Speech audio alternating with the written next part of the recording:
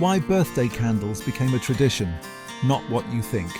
A history you never learned. Every year, in living rooms, restaurants, classrooms, and noisy party spaces packed shoulder to shoulder, people gather around a cake. Someone lowers the lights. Someone strikes a match. Tiny flames appear one by one.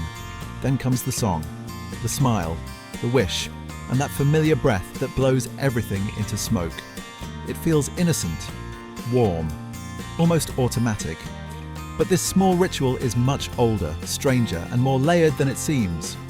Birthday candles did not begin as cute decorations. They were not created simply to make cakes look prettier in photographs. Their story begins with gods, moonlight, smoke, protection, wealth, fear, fire, and eventually a modern industry that turned an ancient symbol into something sold in little cardboard packs at the grocery stores. Long before birthday candles ever sat on top of a cake, fire already meant something to people. In the ancient world, flame was never just a source of warmth or light. It was a signal, a border, a living connection between the ordinary world and the mysterious forces people believed surrounded them.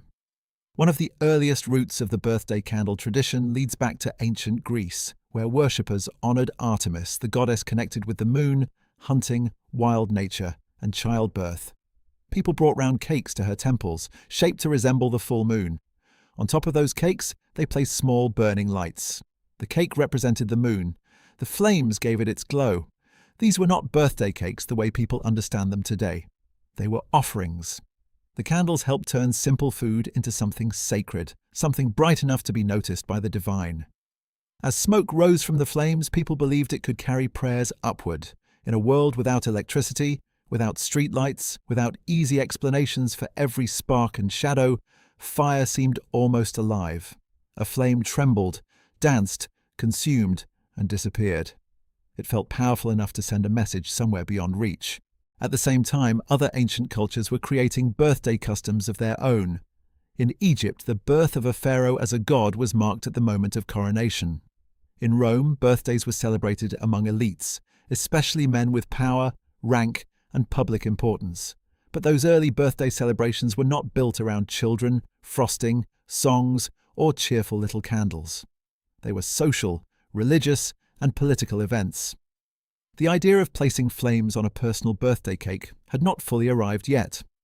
For many centuries, birthdays were celebrated unevenly. In some places, they mattered. In others, they were treated with suspicion. Early Christians often avoided birthday celebrations because they were linked with pagan customs. Later, across parts of Europe, name days and saints' days became more important than personal birthdays. But fire never left ritual life. Candles burned in churches. They glowed during vigils. They stood beside the sick, the dying, the dead, and the newly baptized. They carried prayer, memory, protection, and presence. Even when birthdays faded into the background, the candle remained. Then, in German-speaking Europe, a new version of the birthday candle slowly began to form. By the 18th century, there was a tradition known as Kinderfest, a birthday celebration for children. In this custom, a child's birthday cake could be decorated with candles. Sometimes there was one candle for every year the child had lived. Sometimes there was an extra candle too, a small flame representing hope for the year still to come. The cake might be brought out in the morning, the candles lit, and those flames could remain burning for hours, replaced whenever they went out, until the cake was finally eaten later in the day. That detail changes the entire image. These candles were not only a quick sparkle before dessert, they watched over the child. They formed a little circle of light around the birthday table. In an age when childhood was fragile and illness was common, a birthday was not just a sweet family milestone. It was proof of survival. Another year reached, another year endured, another year the child had made it through. Each candle stood for a life still burning. But those early candles were nothing like the tiny, colourful birthday candles people know today. For much of history, candles were expensive, smoky, and often made from materials that were anything but festive. The cheapest ones were usually made from tallow, rendered animal fat, which could sputter, smoke, and give off a smell no one would want near a cake. Better candles were made from beeswax. They burned cleaner, smelled sweeter, and looked far more pleasant, but they were costly. So a cake covered with candles was not only symbolic, it could also show status. That is one reason the birthday candle tradition did not spread everywhere overnight. The idea was beautiful, but the materials were not easy. Candles were useful household tools, not disposable party items. A family did not casually waste good wax just for a celebration. Indoor fire was also dangerous, especially in homes filled with wood, cloth, straw, curtains, and open hearths. For this tradition to become common, belief was not enough. The world needed cheaper candles, safer materials, better production, and a culture where birthdays themselves carried more emotional weight. That shift came with the transformation of everyday life in the 19th century. The Industrial Revolution changed the candle completely. New manufacturing methods made candles more consistent, more affordable, and easier to produce in large numbers. Stearin, paraffin wax, improved wicks, and machine production helped create candles that burned more cleanly and could be bought by ordinary families. Something that had once been precious, smoky, and inconvenient became smoother, cheaper, and much more reliable. At the same time, cakes were changing too. Refined sugar became easier to get. Ovens improved. Baking powder and other leavening agents made cakes simpler to prepare at home. The birthday cake began moving away from the world of luxury and into the homes of middle-class families. A cake with candles was no longer only for the wealthy or unusually privileged. More and more, it became possible for regular people to have one too. Then another powerful change arrived: the modern idea of childhood. During the 19th century, especially in Europe and North America, children increasingly became the emotional center of family celebrations. Birthdays turned into moments of affection, memory, and display. Parents posed children beside cakes. Families gathered around decorated tables. A birthday became something to notice, something to prepare for, something to remember. And candles added drama. They transformed a simple cake into a small event. The ritual became almost theatrical. First, the room dimmed. Then the cake appeared, glowing in the darkness. The flames lit up the faces around the table. Every eye turned toward the birthday child. The candles created suspense because they demanded action. They had to be blown out, and that single breath became the emotional climax of the whole celebration. Somewhere along the way, the wish attached itself to the flame. The exact origin of the birthday wish is difficult to trace to one exact place, because the idea of smoke carrying hopes, prayers, or messages is ancient. But once candles became common on cakes, the wish fit naturally. The flame already had a long history as a messenger. Blowing it out gave the birthday person a private moment inside a public ritual. Everyone watched, but no one heard the wish. That secrecy became part of the charm. Say it out loud, and maybe it would not come true. By the 20th century, birthday candles had become fully modern.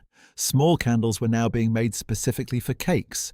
They were thin, bright, inexpensive, and short enough to burn for just a little while without damaging the dessert. Their design solved several problems at once. They had to stand upright in soft frosting. They had to burn long enough for the song, the photos, the laughter, and the wish. They had to be easy to blow out. They had to drip as little wax as possible, and they had to look cheerful, not sacred, smoky, or dangerous. The modern birthday candle is almost a tiny engineered object. Its narrow body keeps the flame small. Its short length limits how long it burns. Its colors make it festive before it is even lit. Its wick is made to catch quickly, burn steadily, and go out with one strong breath. It is not meant to light a room. It is meant to create a moment. Birthday candles also became standardized because birthday parties themselves became standardized. Bakeries, supermarkets, party stores, greeting cards, toy companies, and later photography and television all helped shape the modern celebration. The cake, the candles, the song, the gifts, the photos, the wish. All of these pieces became part of one familiar package. As global media spread images of American and European-style birthday parties, the glowing birthday cake traveled with them. Today, even in places with very different food traditions, the image is instantly understood. A cake with candles means someone is being celebrated. Someone has reached another year. Someone is about to make a wish. But the tradition still carries strange, older layers.